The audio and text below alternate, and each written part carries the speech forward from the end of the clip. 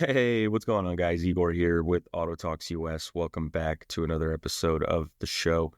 Really the only podcast for gearheads, by gearheads, particularly for car enthusiasts alike. So good to be here. So good to be recording this morning. It's a really cold morning, actually. I woke up naturally, so no alarm this morning, because it was really, really cold, and my cat was just freaking out. He actually jumped directly on my face. It started nibbling like at my throat, my nose. Um, I guess he wanted me to get up, and then I opened my eyes, and I'm just like, ooh, cold. So I hope I didn't catch a colder overnight or anything. We're actually going to Texas 2K today, so we're gonna record the show. We're gonna get a couple things lined up for the week. It's a big week. There's so many things going on right now in the behind the scenes, not just with the podcast, but also in my personal life, that I just cannot wait to share with everybody. And so I'm always kind of just basically just hopeful and thankful and grateful that that these things are happening, because they could stop happening at any point. And it's really important that I just appreciate it. So when the time comes, everyone will find out what we've been working on. But it's really, really, really cool. As always, the show is sponsored by IAPconsultingsolutions.com. We do everything from asset management, collection management. If you own multiple cars, we can assess your portfolio, make sure that the cars that you have in your garage are actually working for you, not against you. And then if there's other things that you want to pick up that you don't already own, we have a very, very solid strategic way of looking at these investments and purchases from a third-party lens, let you know if it's a good idea or not to do that particular thing right now. Same thing for regular car buyers like myself and everyone else that we know.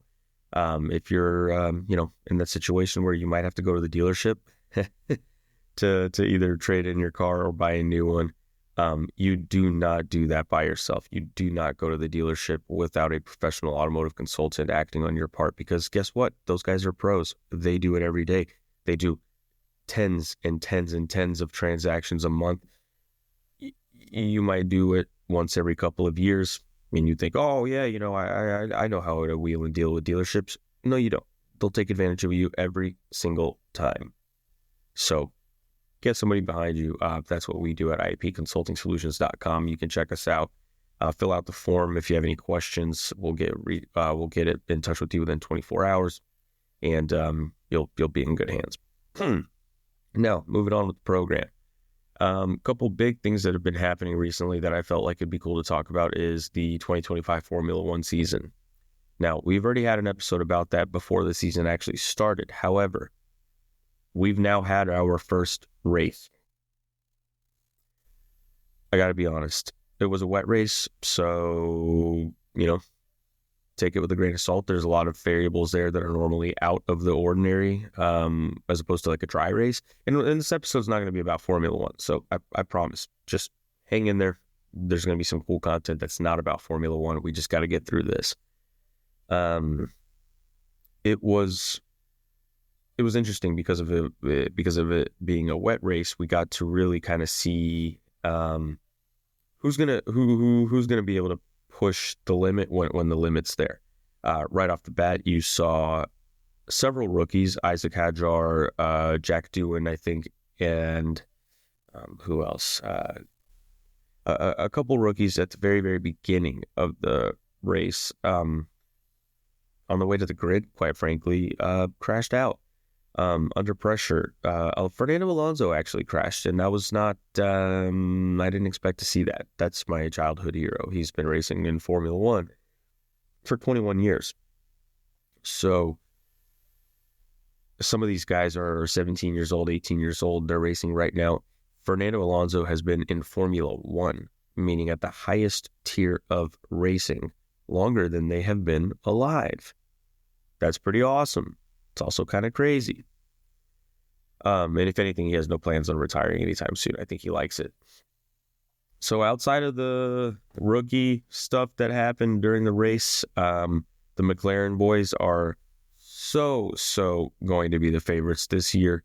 I actually lost 3 parlays. I shouldn't have placed these bets. I don't know what I'm doing when it comes to betting, and I should have known better because it was a wet race, and so the factors and the variables would have just been a little bit differently. I did not take that into consideration when I placed my bets, and so if you're going to be doing stuff like that, make sure you at least wait till the last minute so that you can see exactly what the conditions on track are before you make those bets.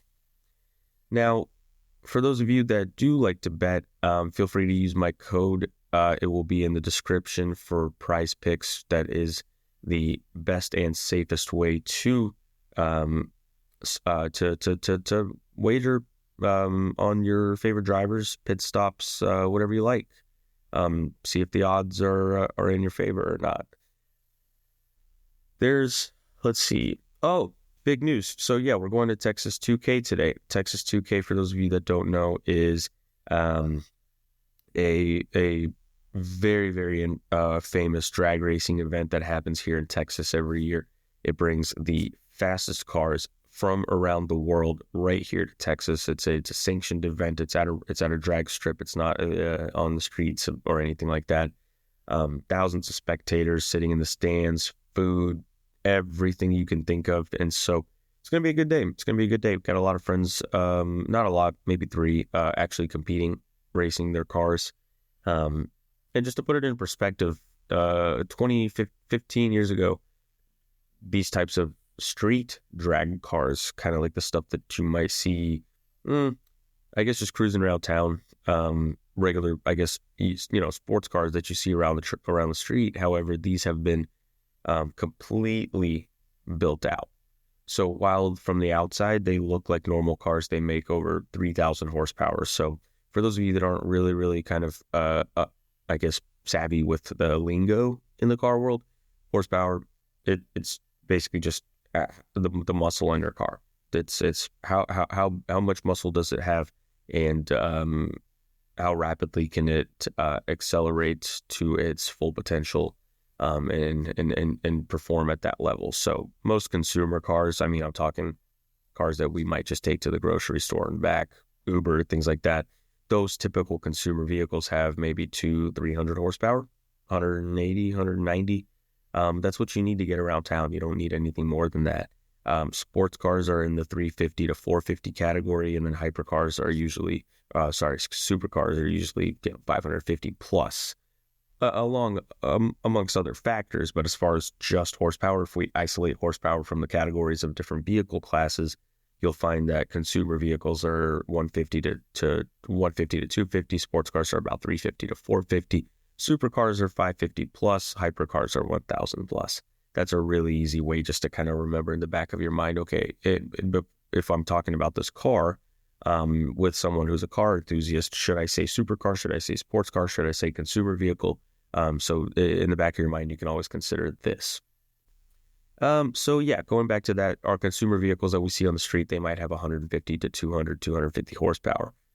These cars have over 2,000. Okay. So why is that significant? Well, it's significant because the 2,000 horsepower vehicle does not know how to go slow. The gear ratios of the transmission, so the transmission basically to take all of that horsepower and apply it to the road, that power has to go through a set of gears in the gearbox. And so these transmissions are set up for really hard shifts, like whop, whop, whop, whop. And they chatter, they clunk sometimes when you're driving, like clunk, clunk, they're kind of doing all these things because they really hate going slow. But when you open them up, and it's so cool, I encourage you guys to watch videos of Texas 2K. Just type it in on YouTube, Texas TX2K, four figures, one number, and just type it in, Texas 2K, and all of a sudden you're going to see videos of 2,000-3,000 horsepower cars just absolutely flying down the track. They do dig and roll racing. So roll racing is when they kind of start. They start before the race starting line, get up to speed, usually about 50 to 60 miles per hour, and then hit it. Whereas from a dig, if you hear that word out in the streets, from a dig means from a stop, from a standstill. Both cars are lined up. They wait for the green light and they bang it. A roll race or roll racing is what we just previously described as cars starting equally from a rolling start. And then actually, to be honest, I mean, now that I think about it, Formula One, that starts from a dig on a grid slot, and then IMSA and GT usually is a roll race start. So that's pretty cool of a connection to make. I'm particularly excited to see the Lamborghinis. It fascinates me so much how they leave the factory. Like, let's take the STO for example. The STO from the factory is just a hardcore aerodynamic weapon. It's got ALA, so it's the Lamborghini adjustable aerodynamics, the front lip and everything that can move. And then you have the massive rear wing with the air scoop on the roof. All of these things designed to have increased downforce around racetracks. However, we come out here to the drag strip and we see 2,000-3,000 horsepower Lamborghinis with the same wing on the back. And I'm just wondering, do they wind tunnel test anything? What kind of drag experiments do they do to support having a massive high downforce, low drag setup on the rear of a car designed to go in a straight line 3,000? Now, well, there must be a certain point where it goes from helping the vehicle achieve downforce to hurting it. I don't have a clue what those drag coefficients would be without actually looking at a graph, but it's very, very interesting to see at what point does it either stop helping and hurt or stop hurting and help, and at what speeds that happens. So maybe the Lamborghini, if it starts from a dig, has to break through a certain threshold before that downforce actually, the way the air is traveling over the car, can seamlessly merge from the front to the rear with the speed of the vehicle, instead of it being almost kind of separated at the rear wing, causing a disturbance in the wake. I actually have no idea. Theoretically, it could. Again, like I said, I'm not an expert on this stuff. I'm not an aerodynamicist, so I'm just thinking as a enthusiast at this point. I don't know that it needs a massive wing like that when it has that much power. The wing was designed to help around corners and under braking and under acceleration at regular sports car speeds on track to produce high downforce levels. But I'm not sure how that applies with not sure how that applies with 3,000 horsepower. Anyway, so that's going to be exciting. We're going to sit in stands, probably watch. Now, tickets, I'll be honest, were a little bit pricey. I know that what we're going to get is going to be worth every penny, so I don't care about that. It's more so just kind of a reflection of the times that we're in, and there's really just nothing cheap. I mean, I recently got into the hobby of shooting, so I go to the range, I train, I practice. It's fun for me. It's a good way to just get out and do something and meet new people. And typically with the shooting community here in Texas, they're all usually kind of more stand-up individuals because guns aren't cheap, and it's like cars. So there's aftermarket parts. The more money you spend, you're introduced to these different things. And since I'm new to this stuff, I'm not spending a lot of money, but I am learning from a lot of people. And I've got a really good friend here, 3 good friends actually, who are past service members, current gun enthusiasts, competitive shooters, things like that. And they, quite frankly, have been helping me tremendously. But I realized I was good at this, like a driving simulator and stuff like that. I built my simulator because I knew that I was a good driver and I want to practice. I want to get better. It gives you a dopamine rush that nothing will. When you discover a craft that you are naturally good at, and then you start honing it in and perfecting it and you get better, that really, really, really helps your mental state. And it's just that confidence booster that you're learning new skills and then you're applying them to the thing that you're doing. So similar to shooting, I went to the range a couple times to rent a pistol for self-defense and all that kind of stuff, and just for fun.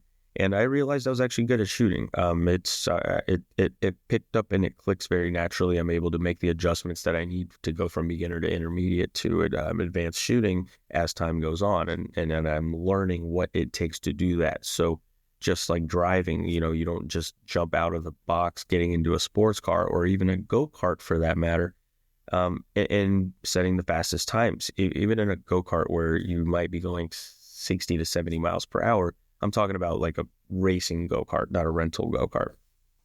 You might be going 60 to 70 miles per hour on the straights, but it's what you do in the braking zones. It's what you do with the racing line. It's what you do with your throttle and brake application to carry momentum through corners, to not understeer too much, definitely not to oversteer, how to dance with the car, how to lean your body into the corner, because in a go-kart, you can actually use your body weight tremendously to your advantage. So knowing those things is what separates the good from the great. And same thing with weapons training. When you go to the range, you can hold a gun pointed down range and fire, but what are you doing with your ankles? What are you doing with your pinky finger? What are you doing with the shape of your grip on the weapon? All of those things can affect what it does, 30 yards in front of you, because it's leaving the projectile leaves the weapon in a parabolic state. It doesn't just go in a straight line. And so you have to just make these calculations in your head. You have to really know kind of, how is my body and the shape of the situation pointed at the target going to affect where that bullet's going to go. Now, that's been pretty fun. And a lot of the dots that I've been connecting in the firearms community, it's very similar to that in the automotive community. And it's that people want to do it the safe way. You can get into cars and immediately fall into the path of illegal street racing, going out to night meets and, doing all the donuts in the streets at takeovers, getting into trouble with the law. Or you can, watch racing, going to local events like Cars and Coffee, networking with people, doing ride-alongs, charity events, photo shoots. There's many, many different ways to enjoy the automotive industry, from a legal and less legal way. Same thing with firearms. You can go to shooting ranges and big areas of land and shoot steel targets and modify weapons and look at cool, engineering principles. You can network. Because similar to golfing, you can go if you have a client or someone you want to do business with, and they happen to be a gun enthusiast. Here in Texas, the odds of that are about 70 to 80%, if not more. Then you really have something to talk about now. And if you don't like golf, guess what? Talk guns, talk cars. Talk anything but business to get that rapport built. And so there's a lot of reasons why we choose cars as our hobbies. It's not just because of the speed. There's a lot of things that the community brings with it in the automotive community, and that's a really, really powerful thing. Let's see. So aside from TX2K, which is just going to be absolutely amazing, I'm also selling my truck this week. Carvana gave me a very, very good deal because it's the fourth time that I tried to do it with them, and every single time the offer was too low. So I just waited a little bit longer, waited for them to run a little bit lower on their fleets. I think now if I look at, the Mavericks in the city of Dallas, they don't really have that many of them. Mine's a very, very nice spec, orange with blue interior, kind of like the Gulf colors almost. All-wheel drive option and everything like that. You might ask, well, what are you getting after that? Well, here's the answer. Probably nothing. I've got a car. I can a second vehicle that I drive, and that'll be fine for a while until the right thing comes along. Obviously, when you're an automotive consultant by trade, you look at various trends, and there are definitely a couple cars that are on my radar. One of them I'll be happy to tell you guys is the Celine Mustang. Now, for those of you that don't know, I am a huge Shelby guy. You could almost say I'm that Shelby guy, Igor. But in the 2000s, when Transformers 1 came out, there was a character in that movie called Barricade. Barricade is a police car. He's a Decepticon.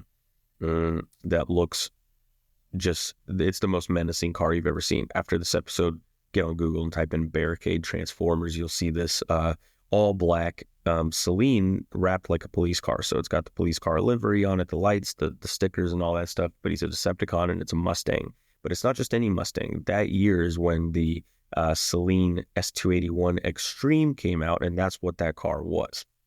So for those of you that don't know, Shelby, as far as like the Shelby Mustangs that we know today, those started coming back to the scene around 05. 05 is when we had the GT500, the modern version.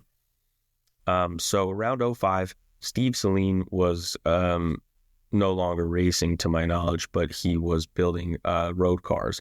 And so in the early 2000s, to compete with the Shelby GT500, he released the S281 Extreme and the S281 SC supercharged.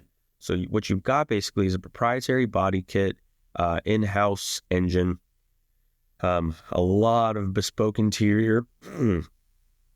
Bespoke interior. You've got a carbon fiber splitter, carbon fiber rear diffuser. Essentially how Shelby does their Mustangs, where you could take a Mustang GT, send it to Shelby, and then for $40,000, $50,000, $60,000, they'll build you a completely new car called the GT500 Super Snake. That's basically what Celine was. It's a licensed Shelby, or it's a licensed Ford upgrader. So they would basically take Ford GT Mustangs and turn them into S281s that are just these diabolically beautiful Mustangs. It's a full custom car that is all built by Celine, I'm pretty sure in California. So that's what I want. I want an 05 to an 08. Ideally, it would be an 08 S281 Extreme, not the SC and not the base model. The base model had a V6. The next one up had a V8 naturally aspirated with a 5-speed or an automatic. And then you can get the SC or the Extreme, which would be a supercharged V8 made in-house with all upgraded internals. So the engine in the previous one is a V8, but it's a Ford V8 that's stock. Then you could upgrade, or not upgrade, just get the next one, the best one, which was the Extreme. And it's a engine from Celine themselves. It's a very, very high performance modified engine, and it has a supercharger on top. And that's the one that has the 6-speed transmission, not the 5-speed transmission. It's got all the carbon fiber stuff, really, really top of the line. And back then it would have been like a $70,000, $80,000 car. So okay, yeah, I definitely feel like something's coming on. My voice is starting to feel a little weird from the cold. Yeah, I might have to cut this episode short because my throat just make sure I don't get sick. But anyway, that's going to be something that's on my radar. I'll be looking out for those, seeing what the market's doing on those. It is fun, running a consulting business. I've kind of put together a lot of different strategies for how to watch a market without having to watch it every day. I have a couple different clients who basically we just have things on our radar, and my job is just to be on the lookout for this particular thing that they want, and to advise on equity position and value and loss and purchase prices and things like that. So there's a couple cars that we've been looking at. So the 911 flat nose turbo is always something that's just been very, very cool. We talked about it on the last episode too. As far as that one that was on Bring a Trailer, it was called the Special Wishes Edition. I'm not sure how to say it in German. It's a funny word, but the Special Edition Flachbau, which is a flat nose. They are so cool that it's hard to picture big, but basically, if you don't wait again to the end of the episode to look it up, but a regular 911 from the back, but the front looks like a Ferrari. They have a slanted nose with pop-up headlights. Unbelievably cool. I mean, I like these so much more than the normal 911s because it just has that Ferrari kind of look, but with the rear end of a Porsche, and it's awesome. So for a conversion kit / fake replica, you're talking probably in the hundreds. For a real one, you're in the $200,000 price range easily, and it won't even be close. I mean, you can get in there for probably about 205 to 210 for a decent one. But this is a car we're talking that was like 70, 65 new. And ever since COVID, guys, ever since COVID hit, cars like these, not all supercars, but cars like these have appreciated so much. Because when the turbo slant nose really kind of piqued my interest, it was about 2020. And in 2020, you could pick one up reasonably for about $120,000. Today, like I said, 200,000 should be your entry into that marketplace. So if you were a prospect, let's say the maintenance on that car, if it's sitting still in your garage, you don't want the tires to flat spot. Let's say you're in at $1,500 per year. The worst case scenario, $1,500 per year over the last 5 years versus a $100,000 gain in equity position. So that's the name of the game here. If you can build a case strong enough for a vehicle that's going to do that in 2025, speculating to 2020 or to 2030, that's where the brain needs to be to make a sound investment, and you can leverage the previous information we have on cars like these. 1988 was such a cool year for Porsche, and so if you can score one of these 911 flat noses, there should be no reason to assume that this trajectory won't continue, because in 2021, the whole world was upside down. No one knew what was going to happen. And so between that time, 2021 to 2022, there may have been a little riff in car values if you looked at, Aston Martins, certain Ferraris, maybe the V12 ones that like the 599. The 599 is a great example because it's definitely not for everybody. Not everybody's going to want a Ferrari 599. And so the price naturally did fall on those. You could get into one for, $100 and something thousand. But that wasn't always the case. Those cars definitely had a 190 to 205-ish type of run. It's just after that, it's so expensive to maintain. To be honest, I mean, as they're beautiful cars, and they, the V12, 600, horsepower stuff, but they're very, very tough to maintain and live with. And I think folks just genuinely don't want that unless you get a special specification like the GTB, GTO, a GTO maybe wearing some GTB things. Now, I'm actually online right now. I just discovered. So these dealers, they don't know what they're doing. This is obviously a GTO. But the listing says GTB. Not good. Not good. That's a mistake. All right, so not going to do my Trump voice on the podcast too much because it's not a political show, but I like doing impressions. Wow. Yeah, I mean, guys, what are we doing here? They're $1 million. So, again, speculative markets are everything. People buy what they want. When a lot of people want the same thing, the price goes up. And also exclusivity plays a huge factor.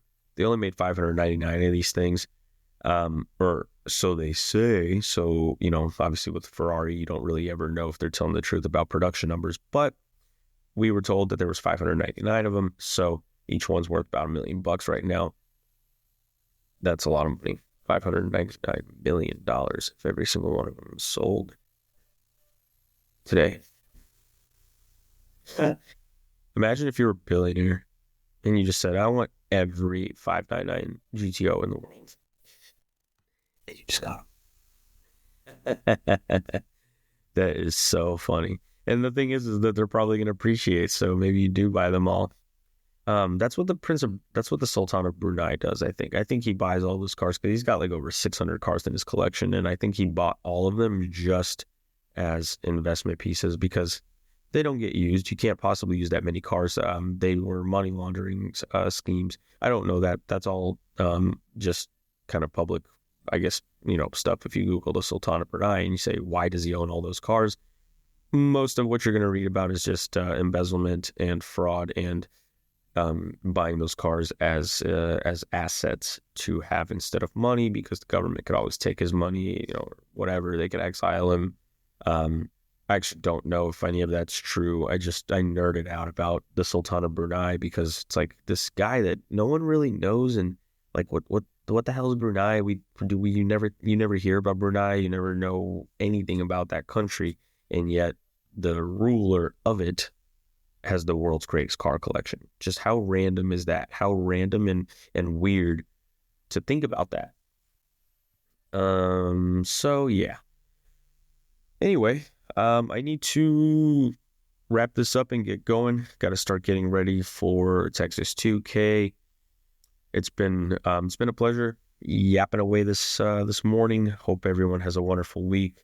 Again, if you ever need anything as far as your automotive journey goes, whether you're buying a new car and you need help with the dealership negotiating, closing the deal, making sure that you're not getting taken advantage of, if you want us to look over your purchase, look over any decisions you might be making, or if you're a car collector that needs somebody to manage the collection, if it's just a little bit too much work, I get it. I totally get it. You're a business owner, you've got a family and 20 cars. I understand how stressful that can be. So let us take it off your plate. We'll manage every vehicle in the collection, make sure that they're all working for you, not against you. If something in the collection does not need to be there, we make smart decisions that are strategy-based to wheel and deal moving forward. So with that being said, everybody, I hope you have a wonderful day. Stay safe out there. Share this podcast, subscribe, share with your friends, tell folks about it. We are trying to grow the podcast to bring guests on to quite frankly, just have a better platform for people to enjoy automotive content. That's what this is all about. So with that being said, I am out. You guys have a wonderful rest of your day. I love you. I'll talk to you soon.